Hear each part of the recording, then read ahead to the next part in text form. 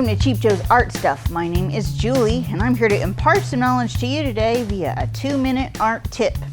And today's tip actually comes from a viewer question. What 5 tips do you have for real improvement in your art? I don't know what real improvement versus fake improvement is, but we're going to talk about improvement in general. Number 5, I would say, would be don't be afraid to learn. It seems that many artists sometimes are so fearful of failure that they get kind of caught in a rut and they do the same kind of stuff over and over and kind of stay in this one lane and are kind of afraid to try new things and grow. That's the real express lane to improvement, is when you are trying out new material and you're trying out new techniques and you're pushing yourself.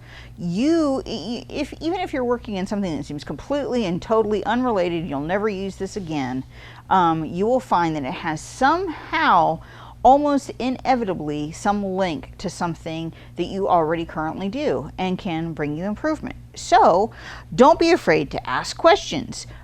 Go out there, take a workshop, go to like a local class that's available in your area when they're available again, or even go online and take an online workshop. Those are wonderful tools to bring you benefit and kind of expand your encyclopedia of knowledge and your knowledge of technique and material and all that kind of stuff. So, number 4, find your materials. Love your materials. And what I mean by that is that, let's say that you have a particular mode that you like to work in, like maybe watercolor's your thing, maybe acrylic's your thing.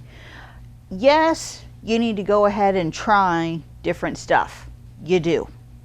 But if you're really looking to grow and to learn in that one area, so you've decided that like maybe acrylic is your area and that's the lane that you want to work in, find the materials that work for you, take care of your materials, and then use those materials consistently, because you can't expand your skill set if you're hopping all over the place trying 8 million things and throwing all kinds of different stuff at it.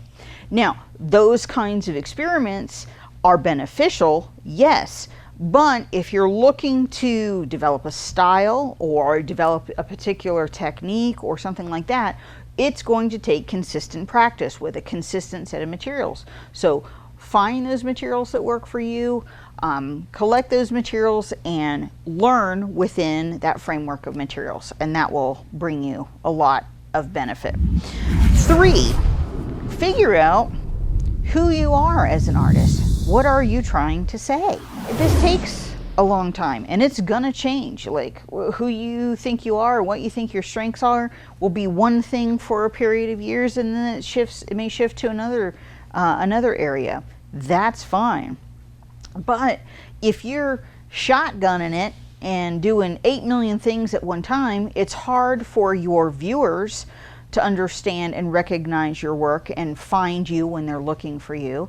And it's also hard for you to kind of develop a following if you're looking to be a professional, or develop a consistent working style if you're working in 9 modes at once. Now granted, that is definitely an express lane for all kinds of a library of different technical skills, but it's really hard for yourself as an artist, and also for any kind of viewers or customers of yours, to kind of understand who you are and what you're trying to say. So figure that out. 2, understand that there is not a right or wrong way to do things. Yes, there are recommendations and like instructions for a particular material that you may be using, and make sure to read those directions, because that's going to help. Sometimes people don't even read directions and then wonder why they're stumbling around in the dark. So once you understand the material considerations or the kinds of technical things that you have to know about a given material, don't be afraid. Try new stuff.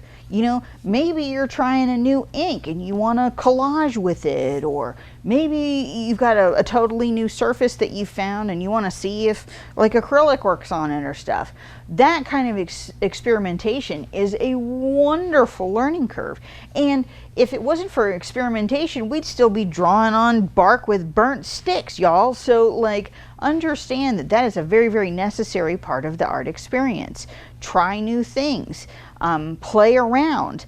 That's what artists do. And don't be afraid to fall flat on your face. It's okay. Everybody does it. And then the number one thing that I would say if you're looking for real improvement in your art is putting in the time.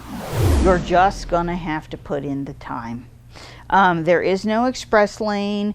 There's no way to buy one of those express passes like they got at Disney and stuff like that and skip to the head of the line. It just doesn't work that way. You need to take time, collect imagery that appeals to you. Maybe if you're a collage artist, build a whole library of materials that you collage with or something like that. Put time into your sketches. Put time into reading about other artists. Just reading about other people and the way that they work can be a fascinating, wonderful way to help your art. But play, test things, experiment, get to know material. All of those kinds of experiences are going to help with the improvement of your art. But the number one thing you're going to have to do is do the art. Fail, fall on your face, get back up and try again. That's just the way it works. We hope that these 5 tips are enlightening to you and hope that you enjoy.